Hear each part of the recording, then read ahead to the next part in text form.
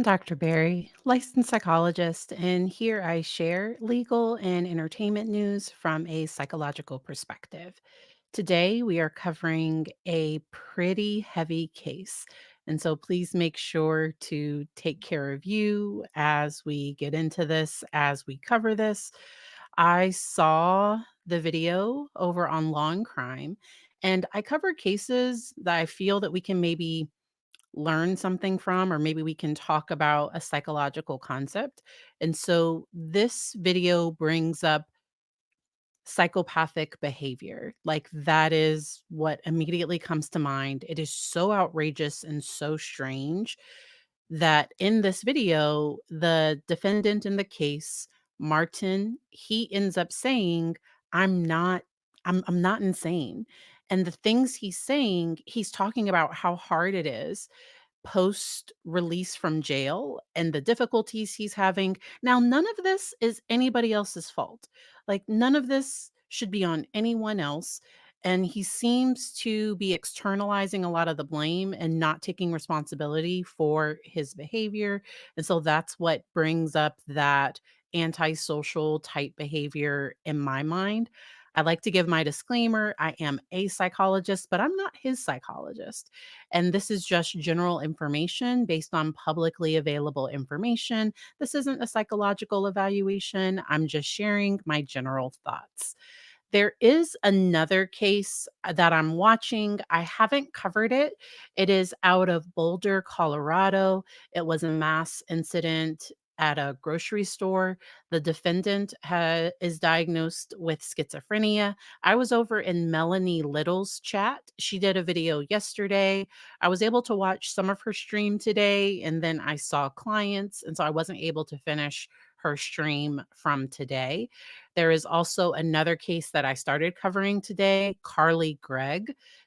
They're going to have some pretrial motions and go over some things today. I'm definitely going to be watching that too. So I am keeping an eye on those cases. Those two other cases, so the Boulder, Colorado and Carly Gregg cases, they are both saying not guilty by reason of insanity, which is a very, very difficult threshold to meet. Oh, okay. So prepare yourself. The details in this are extremely troubling, extremely triggering. And so if you need to step away, please do. There are trigger warnings for DV, for harm to children. And I'm going to try to fast forward through some of that. But he is going to blame everybody else for his behavior and almost like he's justifying what he did. We are also going to play because he had an outburst in court when he was being sentenced, when they were giving the victim impact statements. And I have the news recording of that as well. So, this is going to give us the history of the case. We are going to dive right in.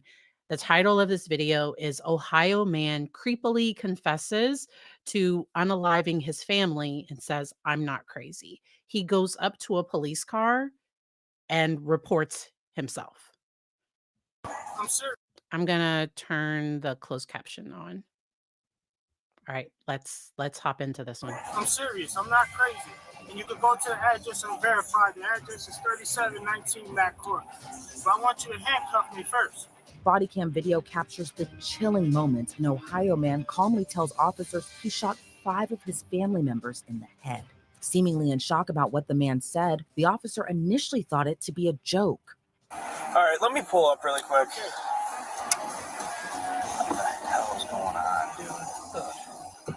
On January 13th of 2023, shortly after 7 p.m., 41-year-old Martin Muniz shot the 5 victims all in the head in different rooms at a home in Cleveland, Ohio. 3 of the victims, 16-year-old Jaden Baez, 35-year-old Angelic Gonzalez, and 70-year-old Miguel Gonzalez, were all pronounced dead on the scene. 2 of the victims, 48-year-old Anthony Booth and his 8-year-old daughter, were rushed to the hospital. But sadly, Anthony Booth died from his injuries at the hospital. But his 8-year-old daughter thankfully survived. About half an hour after the shooting, Muniz approaches a Cleveland police officer to confess to the shocking crime. I'm serious. I'm not crazy. And you can go to the address and verify. The address is 3719 Mac Court. But I want you to handcuff me first. All right, let me pull up really quick. What the hell is going on, dude? What the hell, dude? Hold on, I got us. Get out, cuffs. Turn your camera on.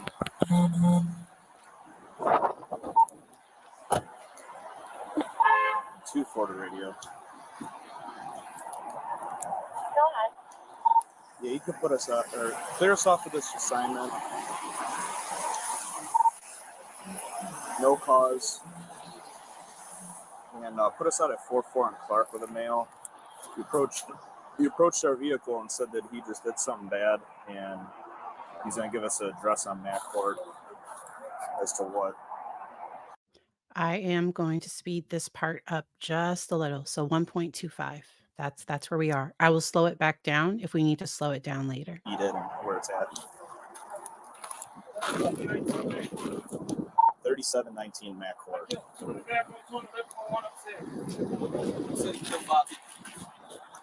He said that he killed 5 people.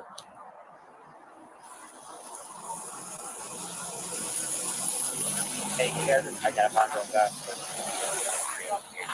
You got an ID on you? Authorities confirmed the victims were all related. Angelic was Muniz's sister, Miguel was his uncle, Anthony was his brother-in-law, and 16-year-old Jaden was his nephew. When police sat him down ahead of his interrogation, And the little girl was his niece. And the 8-year-old survived. Muniz sat calmly for a couple minutes before then just laying his head on the table. About 20 minutes later, detectives read Muniz his Miranda rights. You have the right to remain silent. Anything that you say can and will be used against you in court. You have the right to an attorney, and they have that attorney present prior to or during any questioning.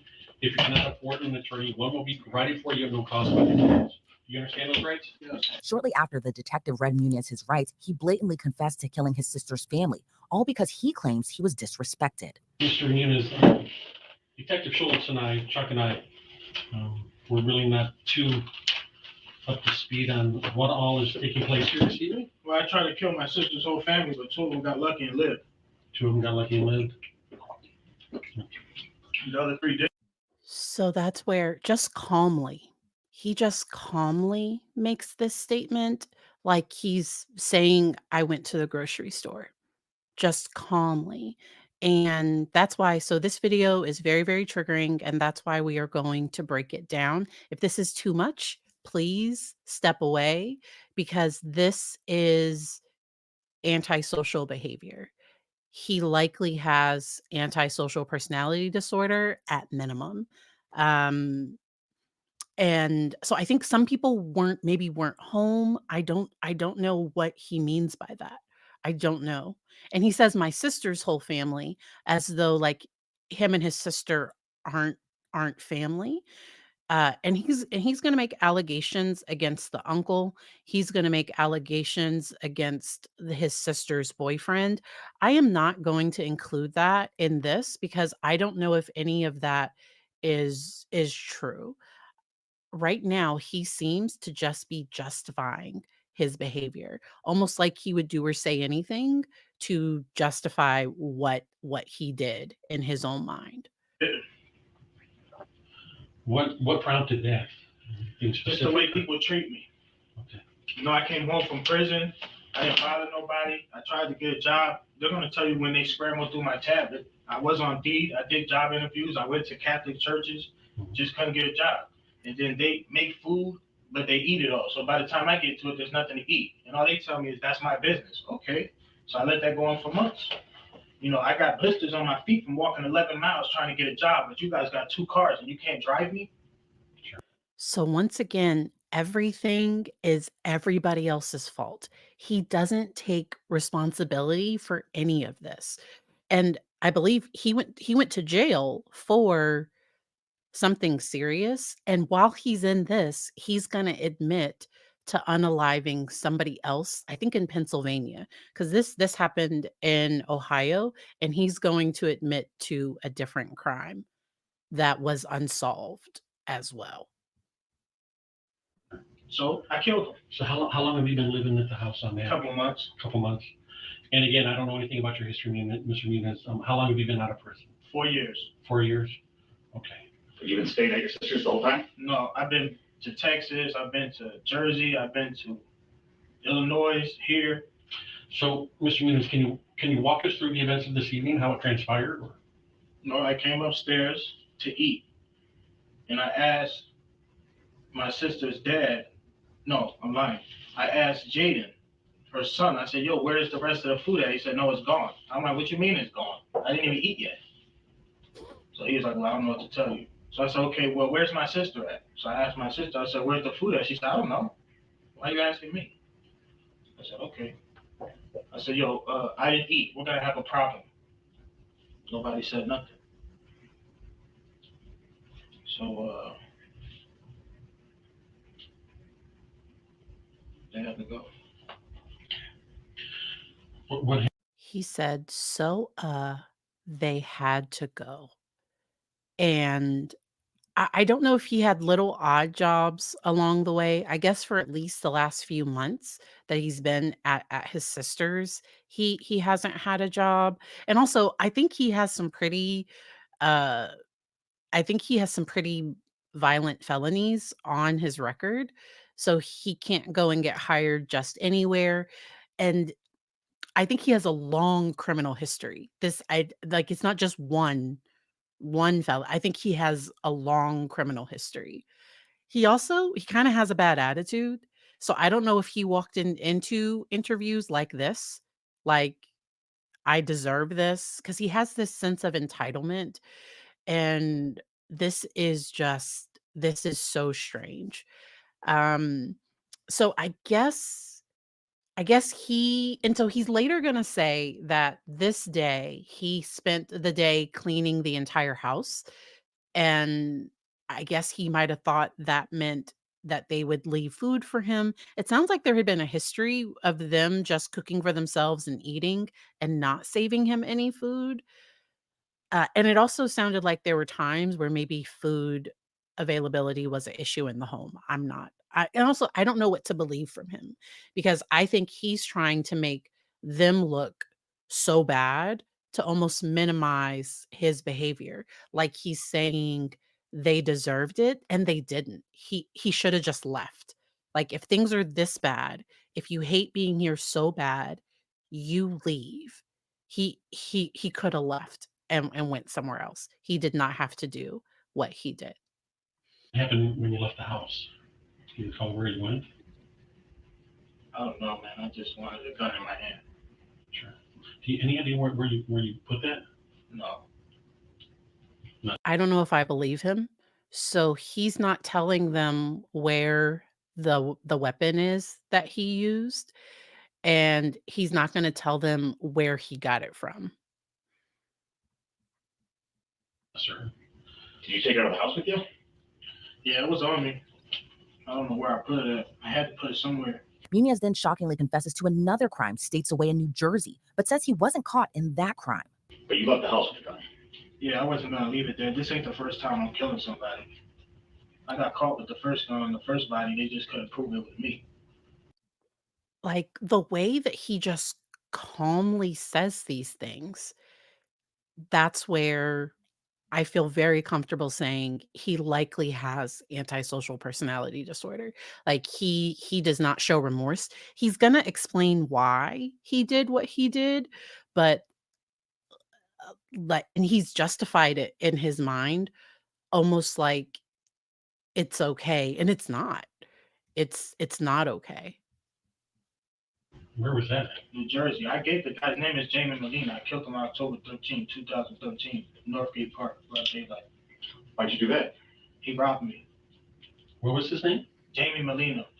You can call him and verify if you like. Muniz admitted after shooting his family, he just walked out of the house to look for any police officer because he wanted to go back to prison, before later giving a disturbing account of how he shot each and every single person at the house. All the way over to Clark Avenue? Is that where you flagged down the police?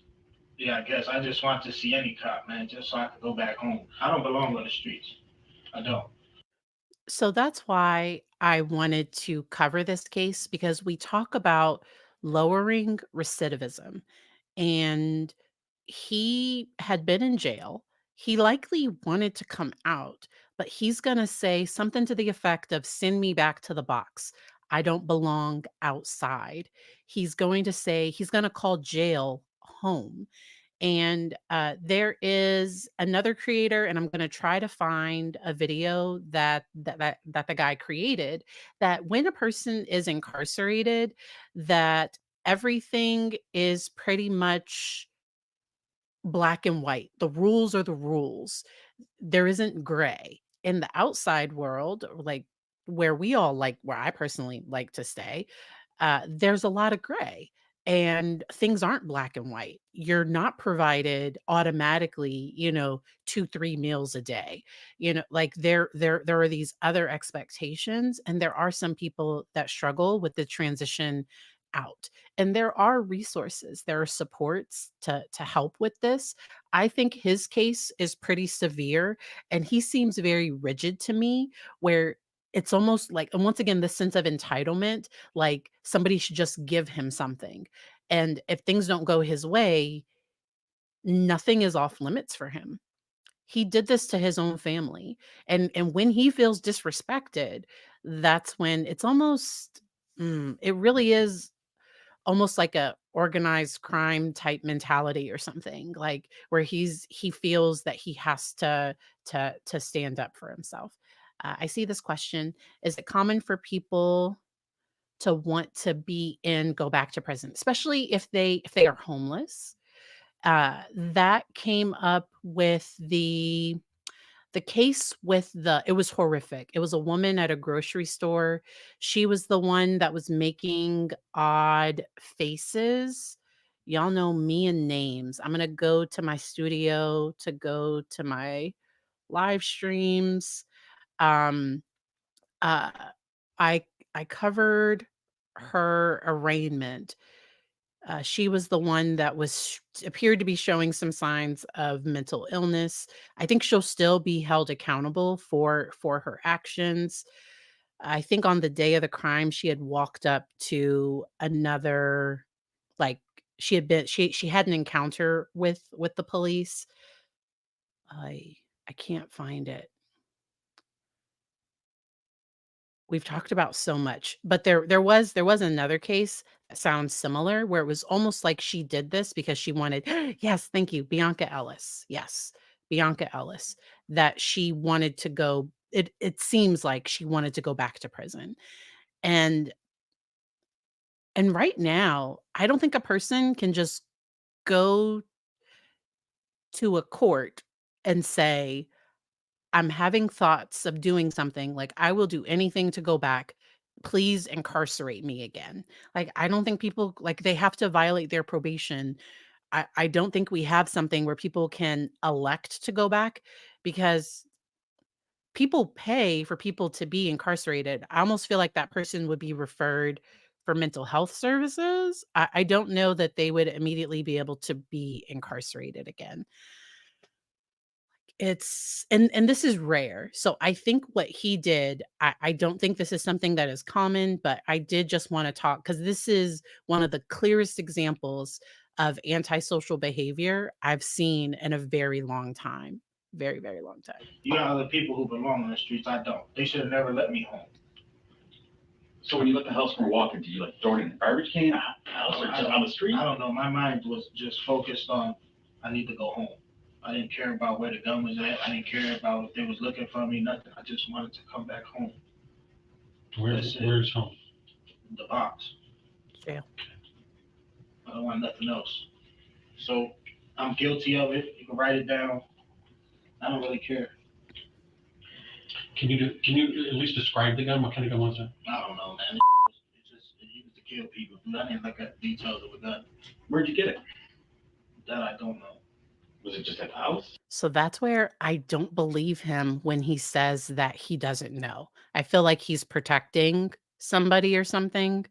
Like that's where I don't believe him when he says that he doesn't know what type, he doesn't know any of those details. I personally don't believe it.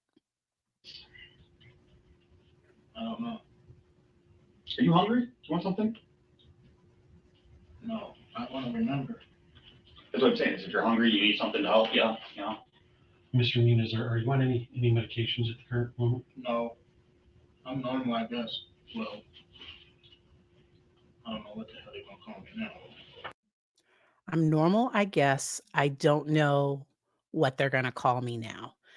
And that is where antisocial behavior is not a that's not a form of legal insanity. So if a person has schizophrenia where they hear voices telling them to do things, or if somebody is in like an active psychotic state, they might have a chance of doing an insanity plea. And it's still really hard because you have to prove the legal standard for insanity is very, very high. And often because you're looking at it after the fact, and it can almost look like, was the person planning to do it this way? Were they planning to say these things like a Letitia Stout? Because they just wanna go to a mental health hospital and not go to prison. In this case, he's just like, "I'm there's, there's no mental health reason for this. I just did this."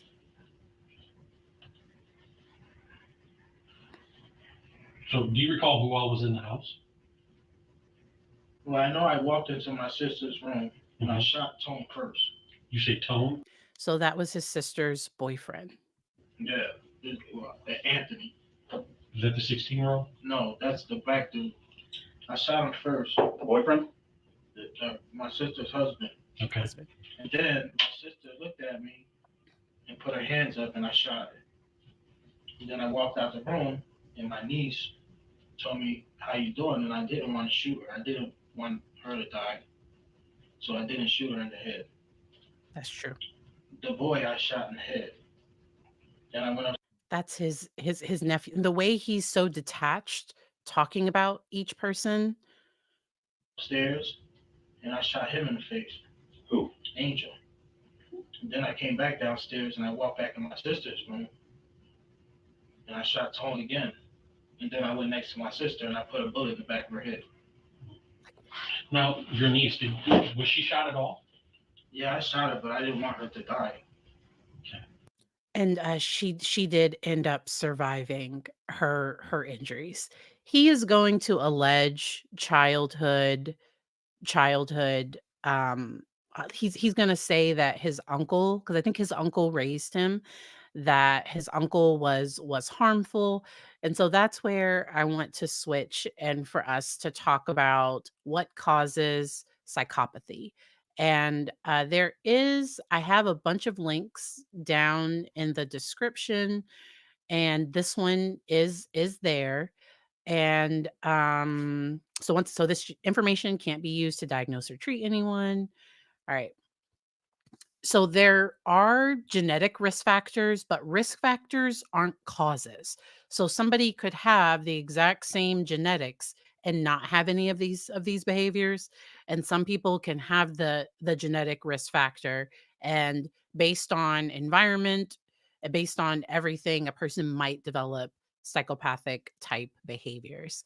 I thought it was also interesting because there is a society for the study of psychopathy, but really within scientific research, sociopathy, or like sociopath, that is a term that's used in criminology, but it's not really used in research. So you won't find research studies on sociopathic behavior. Like what they look at is psychopathic behavior, which in the DSM-5 is under that antisocial personality disorder. And all all of these features come on a spectrum, and so a person might have little bits of psychopathy that makes it to where they make a really great um I don't so because it's going against social norms. So there are people where if we have a mission, if I'm in the military and I'm a Navy SEAL and it's part of my mission to protect the country, there are times I might have to do things that other people wouldn't do, but as part of my job and as part of my mission, these are things that I have to do. Sometimes there can be smaller levels of just going against that social norm, but then at the other end, you have criminals, you have people that are in and out of prison or that end up being, serial killers and things that are at that extreme end where there is no empathy, they have no regard for their behavior, they feel that they're above the law, and there can be a that dark triad as well, where you have narcissism, you have a psychopathic behavior, and then also I always forget the third. Those are I always remember those two, and then I always forget the third, the Machiavellism. And that's manipulation, deceit, a lack of emotion or morality. And so those three parts can be a part of the dark triad. There can be some differences in brain biology, but once again, it just makes a risk factor, but it doesn't necessarily say that a person with this brain chemistry will develop this type of behavior. And so some children are born at a higher risk. And the things that parents can do, because we know that having warm parenting can significantly import. Warm and responsive parenting has the potential to reduce chances of a high risk child developing psychopathy. And so that's where when I work with families where a child has had a history of childhood trauma, or I'm working with a family that's been impacted by adoption or significant loss or different things like that. We work as a family structure because often family interventions can be really helpful within those circumstances and situations. So, what does it mean for a parent to be warm and responsive? And so that is, little things like smiling, speaking in a warm tone of voice. You can still have consequences, but you have to develop that connection, because a child that maybe is having a lot of behavior problems, they're going to hear a lot of stop that, don't do that. That child may not feel liked because they might like it's really hard. And that's where I talk about Sarah Boone being kind of prickly. Like sometimes those kids can be a source of frustration for that parent. And when that parent, if they parent out of that frustration and out of that pain, it can just end up causing more and more issues. And so that's where partnering with a therapist, with somebody that can help support. We also want to make sure that we're not overlooking undiagnosed mental health concerns as well, like ADHD, or that there isn't something else going on in there. And so I have that linked down below, and there is a channel called Psychopathy is. And I have there because this researcher went on, Dr. Abigail Marsh. She provided a lot of great information if y'all wanted to go and check out some additional information on this topic. And let me come back to the comments to see. Yes, yes, yes. It's really cool. Hey, Kim, welcome, welcome. Make sure to go ahead and hit that like button. I saw this when it came out on Law and Crime. So with the allegations of so he alleged he was a victim of, I want to say he said physical harm, and then he alleged that his sister's husband, that he was doing inappropriate things, and I don't know if that's true. So I don't know what's true and what's not.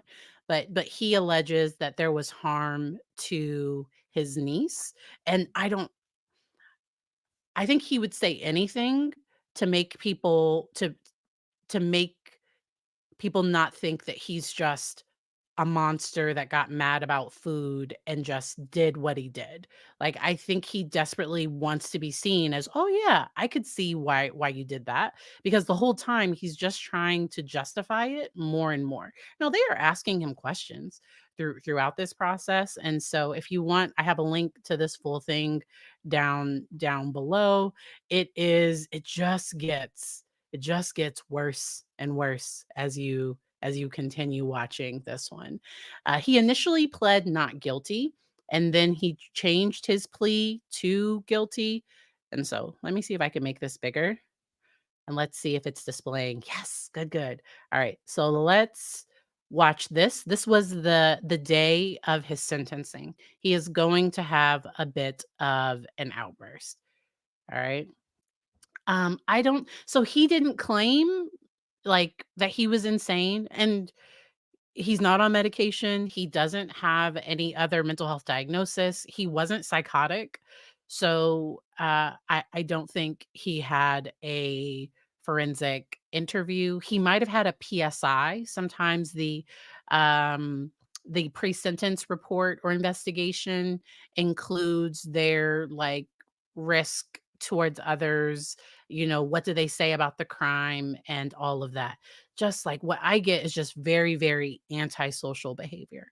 High levels of antisocial behavior, low levels of things like conscientiousness. Like I don't think he cares what other people think that much, or how his behavior impacts other people. But he very much wants people to change their behavior to fit with what he wants. It's very problematic. All right, let's watch this. Are a coward. After months of waiting, a Cleveland family finally received a confession from a man that destroyed nearly everything they loved. And in your wake, you have left behind a family that is empty and grieving. You have left a child without parents and siblings, and you have left our community without citizens. Dressed in orange from head to toe, Martin Muniz sat in a Cuyahoga County courtroom to finally face the facts of what he did the night of January 13th, 2023. Initially, Muniz pled not guilty to shooting 5 members of his own family, 4 of whom were killed. But on Thursday, the 42-year-old pled guilty to all 4 murder charges and the attempted murder of an 8-year-old girl. Before sentencing, each of the surviving members of the victim's family got a chance to have a final word with Muniz. Each message, both powerful and emotional. Whatever happened to you with regards to the case is because you deserve it. No one can make the ultimate decision besides the judge. However, during one of the last victim's statements, Muniz made matters worse with a childish outburst. And see your face. Mr. Muniz. What can you do to me, bro? I don't want to hear this. And I like that they called it a childish outburst. I want to get to this question. He originally said the 2 survivors were lucky. So at that point, he didn't know who survived. So I don't know what 2 people he was I think maybe 2 people weren't home, because at the point that he did not know if his niece survived or not. When he left, he didn't call 911 to get an ambulance there or anything. Like, and I think she was shot somewhere in like she was shot in her torso. And so the fact that she's alive is an absolute miracle. Like he didn't leave her unharmed. And I don't know if like saw what he did to everybody else in the home. And you don't like that type of trauma is unimaginable. And if nothing else, she knows that her uncle killed her mother and father. And so like the trauma that she has to endure for the rest of her life ay, is truly it's a lot. She'll probably be in therapy, probably if it's available, she will probably be in therapy for the rest of her life. That's not something that you just get over.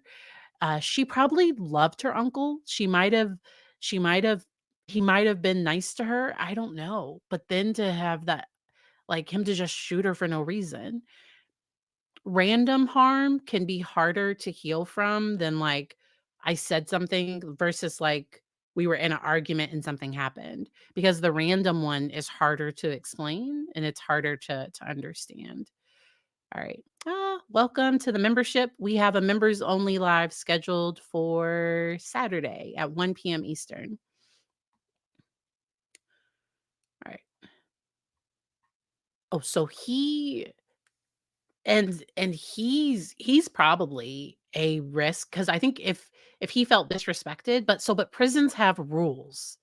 They have very clear rules, and he will probably try to probably try to assert some type of like dominance, or I don't know, like he's ugh, ugh, ugh. I don't know if they will um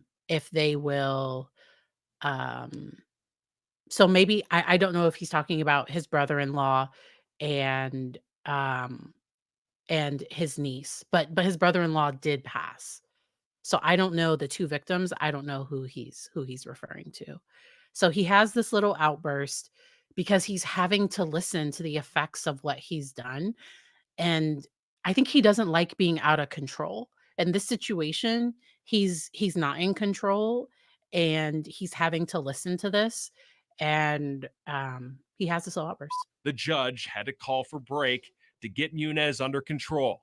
Eventually, they resumed with statements, and then Muniz received his sentence: life in prison 4 consecutive times. Guilty. If he had any remorse for what he did, Muniz didn't show it. But now he'll have the rest of his life to think it all over. So, I have that linked down in the description as well. Y'all, that was a tough one because, mm, especially since he didn't seem to care, and we like to live in a world where that doesn't exist, and so that's where I wanna caution people from immediately guessing, is the person insane? Because sometimes we like to call things crazy if we don't understand it, and that's where I think psychopathy and that psychopathic type behavior, there are people that do not, it's not a large percentage of people.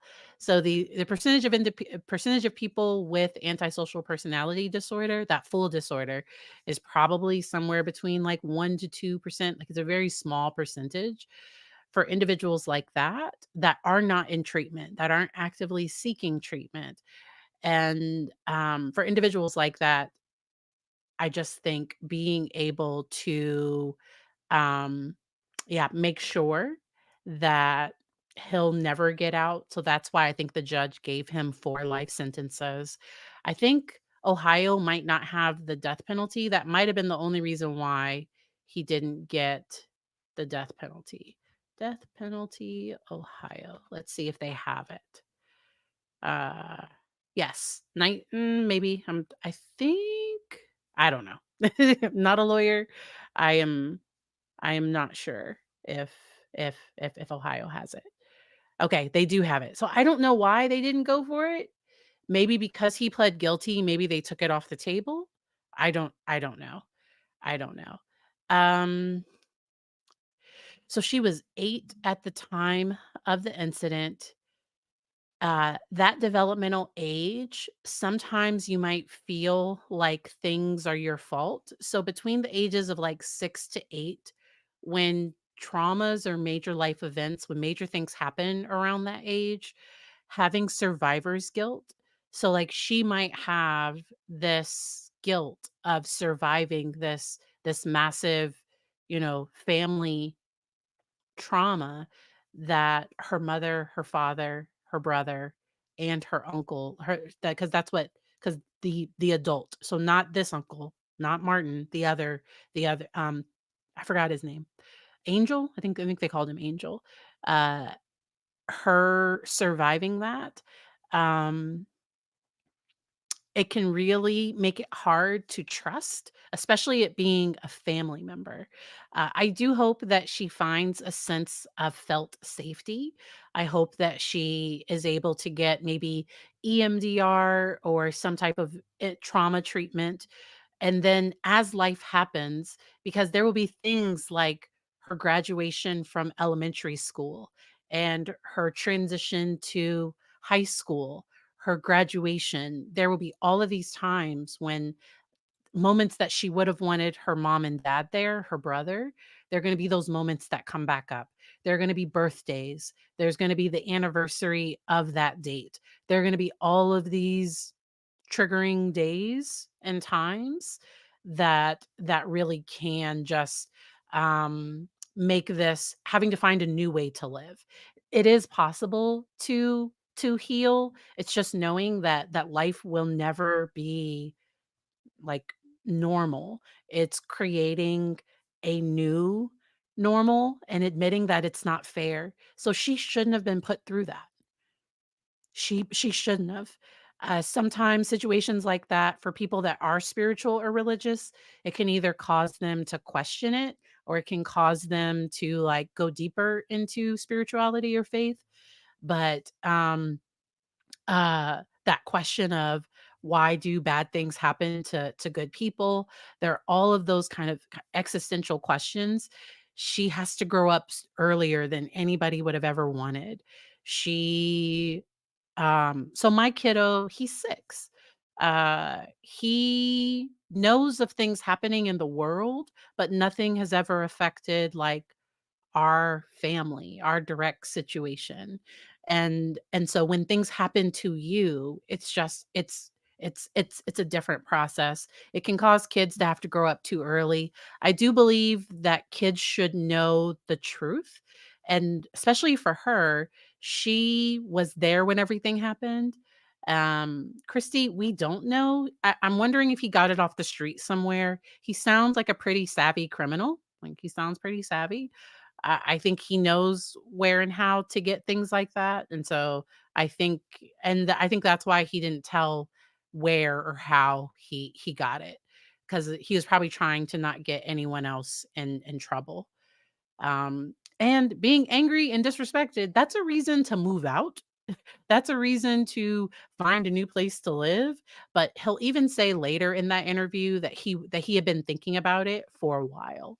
It had been something that he had been thinking about. He was charged with 4 counts of for 4 counts, and I'm looking up this answer. I'm going to get to the question. 4 counts of first degree capital M, and then 1 count of attempted capital M. So EMDR is eye movement desensitization reprocessing. It's a type of trauma treatment.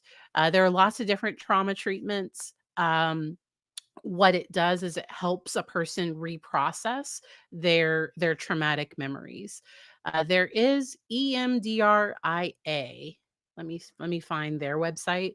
That is where I normally go when I'm looking to refer somebody to an EMDR provider. That is the place I normally go. It's not for everybody. So some people have had bad experiences, especially when there's complex trauma, when there's trauma that happened from like birth, from really early on.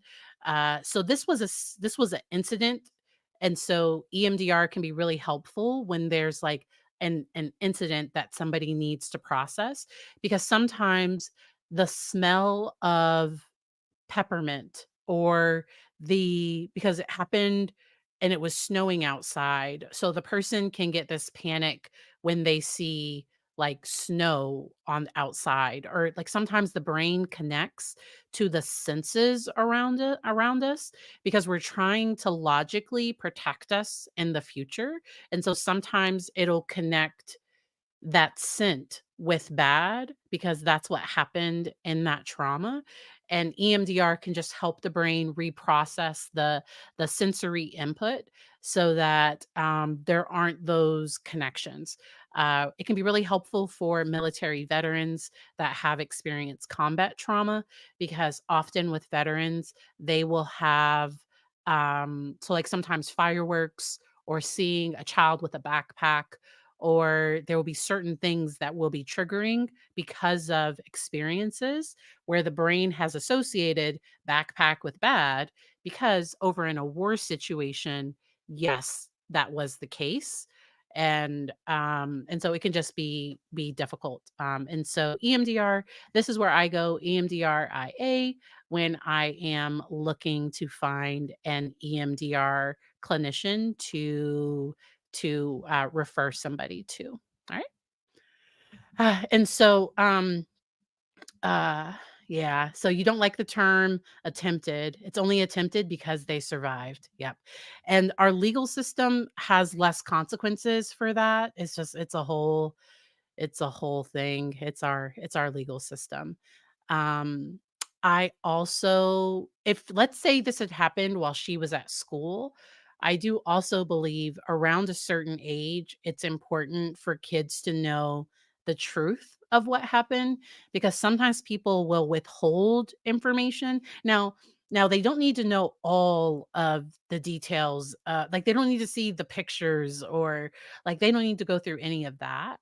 But um it can be harmful if somebody passes from, let's say, an an overdose, and, but the child's young, the child's 5 or 6, and so they just know that the person passed. When they're a certain age, and that's where I think you work with a therapist, you kinda decide at what age would be a good time to kinda let the person know, because I do think because what can happen is there can be this secret, and if the child finds out on their own, it can be even more traumatizing for them if they don't find out from a trusted person, from a trusted caregiver, and so that's where I kinda do that. Um, uh Christy, I see your comment, and there can be this process of slowly disconnecting the incident from that sensory thing, and it's a slow, like it's not a. I don't do exposure therapy. So exposure therapy would be to just, you know, have the person be in the feared situation over and over until they realize that they're safe. And I like a gradual process. EMDR is has different phases, and the first phase is just managing emotions, is just being able to understand body sensations and just being able to ground and center. Because if a person can't do that, you can't move on to the reprocessing or to the other stages. Um Caroline, if it's Carolina, I know I've highlighted your comments before. I do think that's why he wanted to go back. He didn't even attempt to do like and say he probably wouldn't have wanted to be in a mental health hospital. He probably wanted to go back to jail. He probably did. So difficult case. I did think it was just important to talk about antisocial psychopathy. It can be treated. The person has to want treatment. So I don't know if he ever participated in any therapies or tried to heal any childhood trauma. I recently covered Daryl Brooks's sentencing, and he was trying to put on like, oh, I've changed so much. I've done so much. I've learned so much. Even Ali Abulaban, I covered his sentencing too, and he was trying to say like, I want to teach others, but at the same time, they're sitting here trying to, in my opinion, manipulate the judge, I think, to get a lesser sentence. And that's where I just it can be very, very problematic. Um uh in therapy, that's where the person has to do the work. They have to choose to get their needs met in healthy ways. They have to choose to do things different. Um yeah. Yeah, and so there is gradual exposure therapy, so I do a gradual exposure therapy. Yes, so animal cookie, I do gradual, I don't do, and everybody does, exposure different, and so there for some people, exposure therapy is very, very helpful for them, and, I personally do the more, systematic desensitization or a gradual approach. That's my own personal thing. All right. And so super glad that we were able to chat today.